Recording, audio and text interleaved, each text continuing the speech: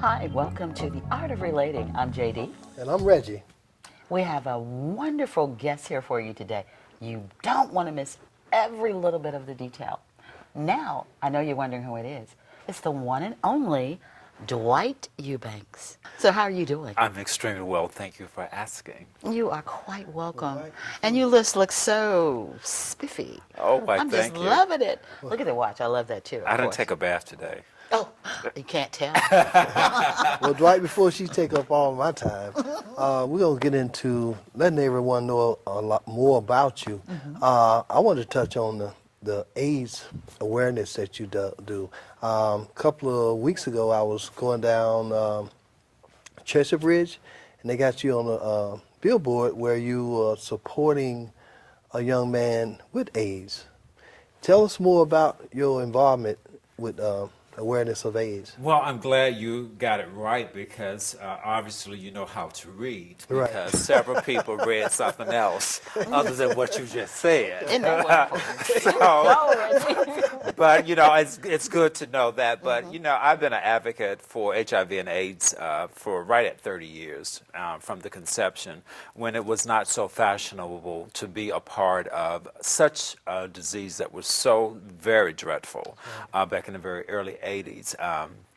I got involved because a lot of my, at that time, co-workers were dying. They were dying rapidly, and you would see them today and tomorrow they would literally be gone. And we didn't know what to do. And so that's when Project Open Hand was developed right here in Atlanta, Georgia. We got involved with that, and Meals on Wheels. It was the one thing that we could do is go and prepare meals for people that were not able to get out of the house to get them food. And sometimes we would go over Miami Circle and prepare food for them and get it delivered to housing. So that was my beginning of it. And unfortunately, the numbers have not changed, particularly in our community, in the black community. Why is that so? Because we are not comfortable, first of all, with our sexuality. And we don't want to talk about it. We don't want to talk about it at home. The churches don't talk about it. And of course, they don't talk about it in the school. But the facts remain the same because the numbers are going up. Our kids are having sex. I think, too, touching on something you just said, I think it's a big thing. A lot of parents don't talk to their kids about it. Well, you know, even when you bring up sex around a parent, they either they just it's feel tighten like up. they just You know, it's tighten like up. go ask your father or go ask your mother. Right. You know, rather than being real with them, because I know Right. the demeanor of the kids and parents these days are so much different than they were 15, 20 years ago. And that's true. Well, you got to realize that the generations have changed. Kids are having kids, and there's a huge number of kids having kids. But again, they don't want to talk about it. You know, my parents and I, we talk about everything. You know, we Mine laugh. did And also. I was talking. We had dinner last night, and my mother has this fabulous dress that she's wanted to wear to an event that's coming up, and it didn't fit. So we were just sitting around laughing, and I said, "Oh, you know, you got a big old donkey dog." And a friend looked at me and was like, "You talk to your mother like that?" I mean, she's black. I mean, Thank my you. grandmother has a big butt. It's something that we have, but I mean, people are not comfortable with communications, Right. and therefore the numbers in HIV. Well, you know, my parents didn't talk to me about sex. Everything that I learned bad, I learned in the streets. You know, whether it was sex, drugs, and alcohol. Somebody else introduced it to me, not my parents, and we still have not had a conversation about it. I remember back in the high school, I had sex, and you know, the little pee-pee was burning, and I didn't know what to do. I didn't know what was going on. So I asked a friend, I was like, something is wrong. It's just something that's not normal. It hurts. Yeah. So he was like laughing and said, oh boy, you just got VD. I was like, what? And so that's how, I learned about it. It was talking to other people about it. Right. How I got it, was after the fact. Right. But nobody ever told me about a condom. I learned about condoms afterwards. So therefore, we have got to realize that our kids are smarter than what they think they are, and they're doing it much younger than you think they are. Yeah, they are. And so therefore, And they got to be taught. it's something very passionate for me because, first of all, coworkers, loved ones, and friends and families have died. CDC asked me to do to sit on a panel about 5-6 years ago. And I said, sure, because it was something that I was really, really interested in. And after I thought about it, I was like, okay, what am I going to talk about? And I made a list. And my list got to 25. Then it went to 50. Then it went to 75. And I was like, wow, at 100? 100 people that I knew personally that have died. And just last year, we had, 3 staff members to die. You know how us as African Americans, we use certain words to talk about other people. And the sad part about it, when someone is talking about another person, I think that person's got that package. Oh, of course. And it's sad how we use, instead of helping or educating each other and motivating each other, we choose to use something very negative to put on our own people. And that's kind of sad, Well, real yeah, sad. and when I started out saying it was pleasing to know that you read because, I've got so many phone calls from the ad, and they read everything but what you said the ad said. It says, let's fight HIV and AIDS together. And it distinctly says the person that's on the campaign with me is HIV positive. It said nothing about me. This campaign has nothing to about do me. with you. Jamie Foxx, and some other people, we did a campaign together year before that. And it was not about us, it was about sharing information. And I would get phone calls, people just outraged. Oh, I didn't know, blah, blah. I was like, I didn't either. It's like, what are you can talking you about? read? It was like, if you don't get off Get my it. phone with this foolishness, read I the know. ad and call me back. We're going to hold that thought right there. But we'll be right back after this with the one and only Mr. Eubanks.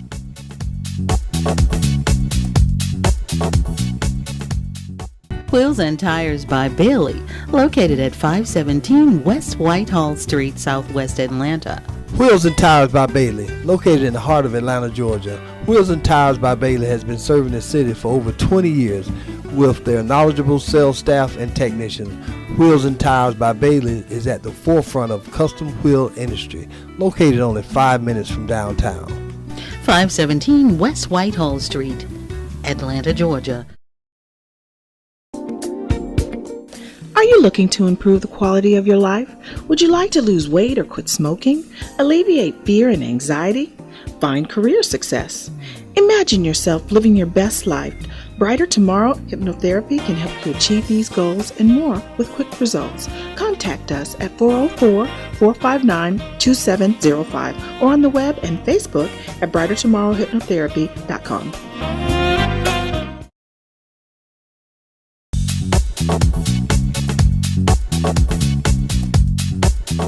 Welcome back. We're back. That's right. And we still have our fabulous guest with us, Mr. Eubanks with his handsome self. That's right. The icon of fashion. I like that. The icon of fashion. Well, let me What's get up, in and Reggie? get my questions in before you I take know, all I the know. time. But Dwight, we talked earlier. Let our listeners know how you got involved in fashions. When I first knew of you, it was on Housewives of Atlanta, basically talking about you doing hair as a hair designer. Right, they Now- introduced him that way. Yeah, they introduced you as being a hair designer. Now I'm finding out more and more about you. You're involved in a lot of different positive things. That whole franchise, I feel, did really show, really truly, who I am and what I do. And I took on that project to advertise the salon, and they really didn't show the true essence of the salon. I've been a licensed stylist for over 30 years and have one of the most fabulous salons in the city, the Purple Door, 321 Edgewood. And it didn't really capture what I really do. And I tell people all the time, I started hair at a very early age, like 2 years old. I started doing hair and fashion because I grew up with two generations of ministers. My father and my grandfather were ministers. And I have two sisters, one what sister happened? that's older. Hold on. Pump your brakes. What happened? Pump your brakes. And so I grew up in that environment and a Pentecostal environment. Oh. It's not just I already know. religious, you know. I know. So, right, Yeah, you know. there's a So difference. There is a difference. Their son playing with a doll at 2 years old was just taboo. Yeah, you trying to know? give him a And stroke. My mother, constantly bought trucks and footballs and basketballs and baseballs and bats, and it just was not exciting for me. Because my sisters had these beautiful Barbie dolls that had clothes. You can take them off, you can put them on, you can comb their hair. And at that point, you had a doll that you could pull the hair and make it longer, and then it shrinks back up. Those are little tricks that was exciting for me. So I tell people all the time, that was my introduction to the fashion industry. And my parents fought it. They fought it. I got beat every day for playing with dolls. I can hear my mother or my father coming down the steps, and the doll would go behind the couch through it, and they would hear it being thrown, so they knew what I was doing. So I got beat every single day, okay? But the more they told me not to do it, the more I did it. But they never really explained to me why boys didn't play with dolls. So And I this guess seems I to be a became problem in our- obsessed Yeah. with, but particularly in the black community, Yeah. because we just this Don't wanna male explain macho anything. thing, and your men are not supposed to cry. I just broke my toe, and you don't think I'm supposed to cry? Are you serious? But again, that's a whole generation. That's a whole nother show. That's a whole nother topic. But Yes. my mother, I never really got to wear blue jeans because my mother was the 13th child out of 14, and she had to do the pressing for all the boys. And so therefore, when she got out on her own, she made a vow that she was no more not jeans. buying any jeans. So that's how I just really got comfortable with dressing up. I mean, and as a little kid, and I got pictures as a little kid going to kindergarten, wore the little short pants and the little two-tone shoes, and I mean, dressed, done, with a jacket on, and and we came from the welfare. We came from welfare now. I grew up over on Simpson Road, so it was not, we didn't know anything about poverty, but to look at us, you thought we was really, really aboard. But I didn't know powdered eggs came in an egg. I thought eggs were a powder that you mix it with water. Back in when those days when government cheese should come in a Right, box, right. and it made the best grilled cheese Yes, sandwich. it did. That's the generation And that I macaroni. came from. Right.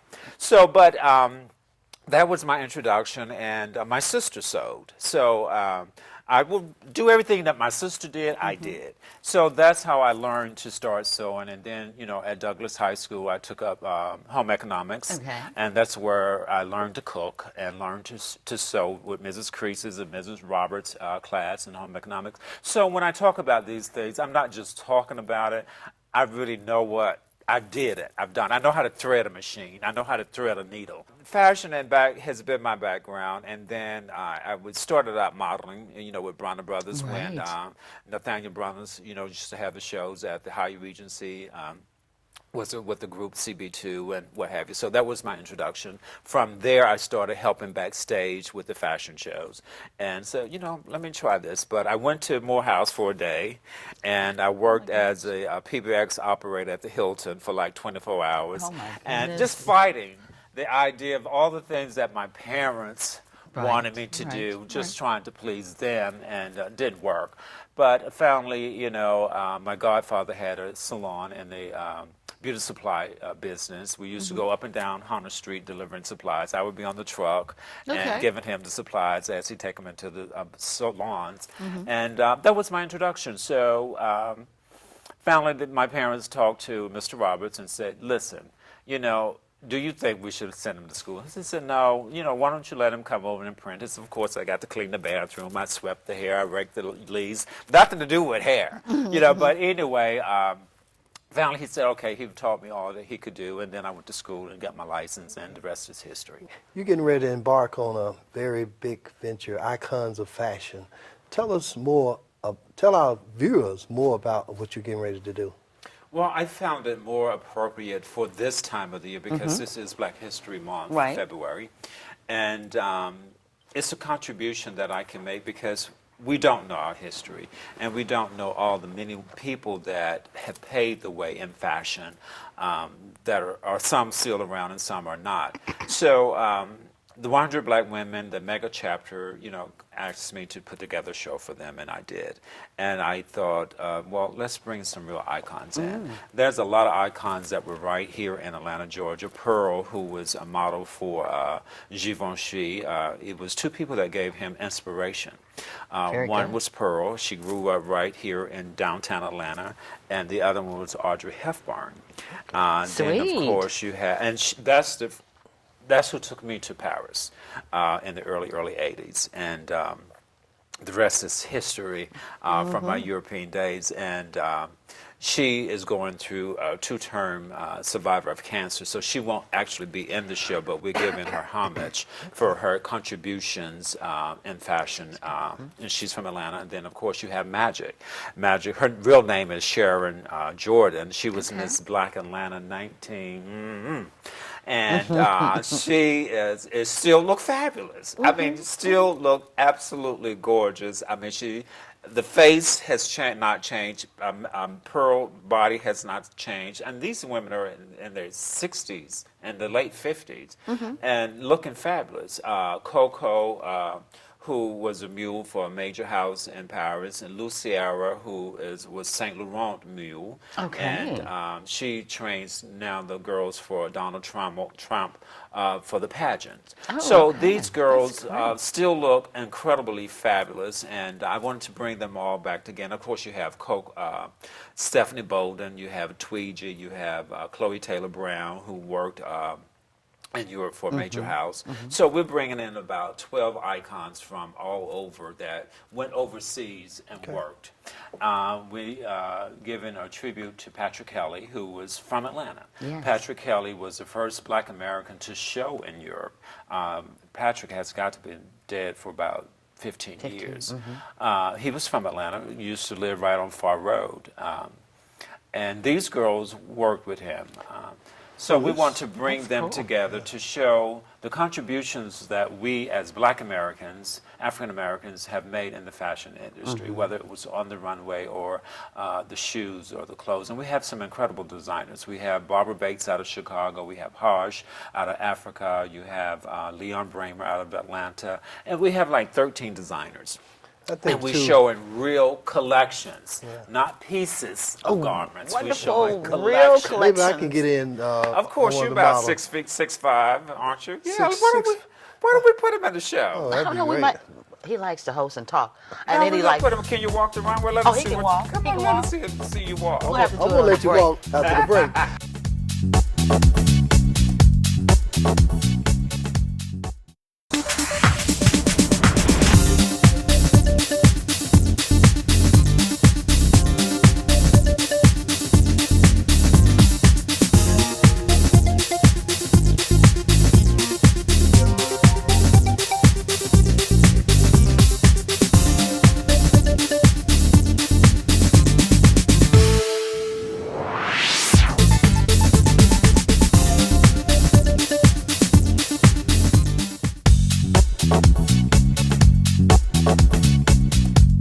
One of the things I wanted to put at you, and I'm proud of you, being from Atlanta, and myself too.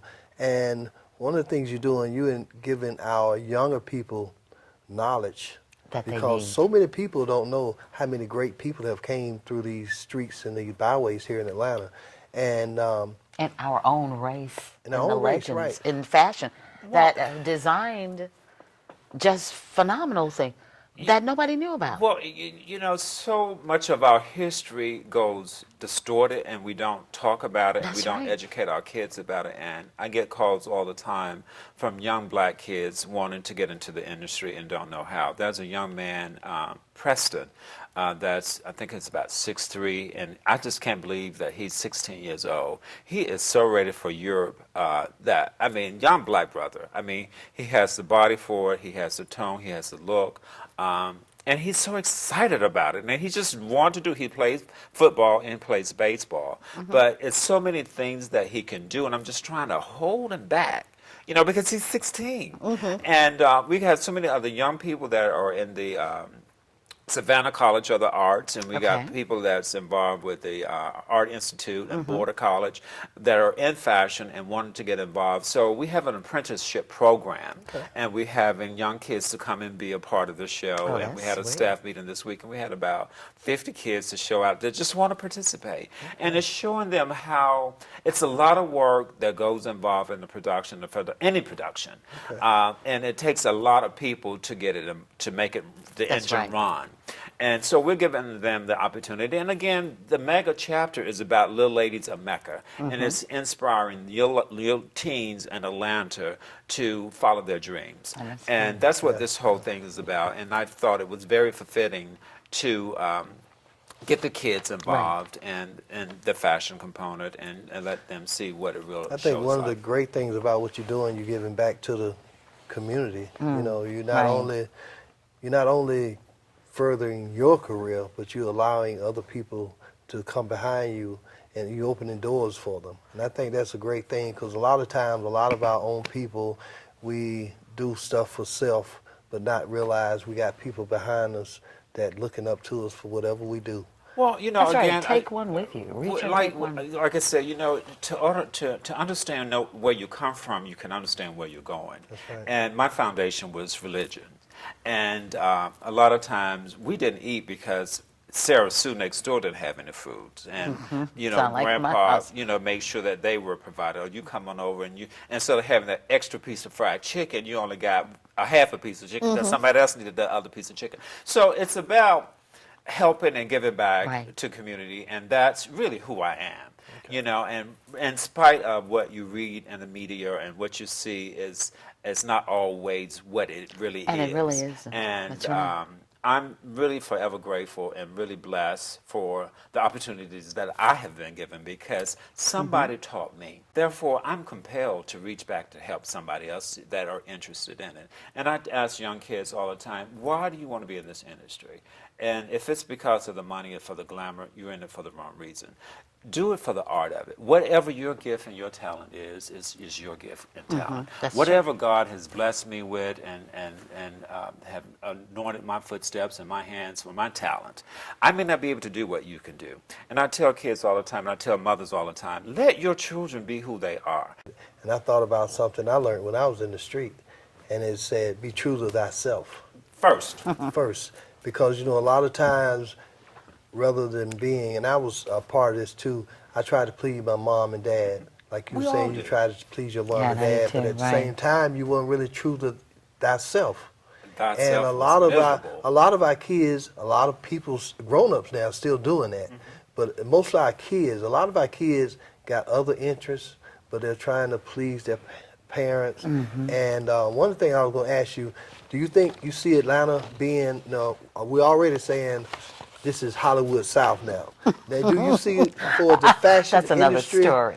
You see it at the fashion industry coming into Atlanta, taking a big step here? You know, well, let me say this. I just had this conversation with somebody about the 5th time asking me to work on bringing Fashion Week in Atlanta. And Atlanta, Georgia is not a fashion capital. Let's get it straight. Georgia is known for pecans, peaches, peanuts, and cotton. That's what we're known for, really, and the international airport. There are no real fashion resources here. Therefore, how could this be a fashion capital? We have, what, 2 or 3 fabric stores that get knockoff fabrics from all the places across the world. What makes New York a fashion capital is because you have all the houses right there. You That's can right. create. All. You have blocks of nothing but ribbons. You have blocks of nothing but silks, buttons, fur. It's easy to create.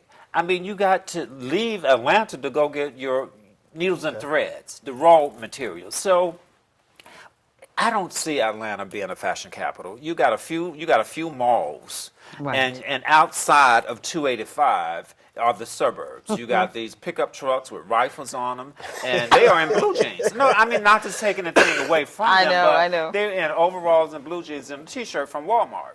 Okay. And Walmart is doing good. But I mean, when you come to the Phipps Plaza and your upper, better salons and better Right. boutiques and stores, these people are coming from other places to shop and to go. So it's hard for a designer to survive here in Georgia. So, and then how can you compete in New York? To show during New York Fashion Week is $250,000 to show at Lincoln Center, just to show for 4 hours. You got to be in and out in 4 hours. So it's very costly, and And you must there's have no a passion purpose. for it. There's no purpose. Right, Why would a right. designer come to Atlanta to show in Atlanta when they've shown in New York? When you have all your photographers there, you have all your buyers, you have all your magazines, your bloggers are there this one time a year. Paris is the fashion capital because it's all of Europe. Your houses are going to Europe. Milan, Italy. I mean, those are the hubs of it. And you have little groups that are doing Fashion Week, but you ain't got no real fashion. So, to answer your question, the movie industry is doing good. It's thriving. There's over 20 movies that's been shot right here in Atlanta, Georgia, right now. But again, I personally would love to see a fashion week in Atlanta, but realistic, why? What would be the purpose of it? Well, you And say that makes cotton sense. peaches. Well, Steve, well, we know we got some of the best peaches in the world. Oh My my girlfriend God. Laura has 200 acres of pecans and the big old juicy nuts down in South Georgia. I mean, that's what we do. When you get on an airplane, what do you eat? Peanuts. Where do they come from? Georgia. We Coca-Cola. We got the best Coca-Cola in the world. It's right here. You know, so we have to use the resources that we have we have available right to here. us Yeah, and right. make that work. And that's what we have here. You know, they have a pine tree festival in the south of Georgia, in Sparta, Georgia, where pine trees are shipped that's all true. over the world. So this is what we're known for. And again, like I say, outside of 285, who are really wearing these goods? That's right. And that's true. You know. But you have a wealth of knowledge, doesn't he? It does. I mean, I'm excited about Well, having you know, him here to talk about. this is what I love do, it. and can and you imagine such me passion being? you have. Can you imagine me going to school for something else? I mean, No, I can't imagine what it. else? Maybe if you stayed at Morehouse for 2 more days, you would have. And did what? I don't know. Played Maybe on the check- football team. Well, the change medical. change You their know, thought matter. I you still, know. I don't tweet, I don't text, I don't email, I don't check messages. If you answer the telephone, it's hello. Otherwise, you call back. Okay, leaving all these messages and text. Oh, who checks all that? I mean, I don't have that kind of time. People just. I know. I mean, Listen. people don't even communicate anymore. I know this is fabulous, but we've had a great time here at the Art of Relating, and that's what we were doing, relating, and we're just having a blast. But you gotta make sure that you tune in, and we're gonna keep you. Posted. That's right. I wanted you to say that. You know, I left that blank on you, Oh, right? okay. Okay. All right. So, and we can let you know when the icon of fashion and what's going on with our one and only Dwight. You didn't catch it, huh? Eubanks. Have a great one. This is JD And Reggie. from the Art of Relating.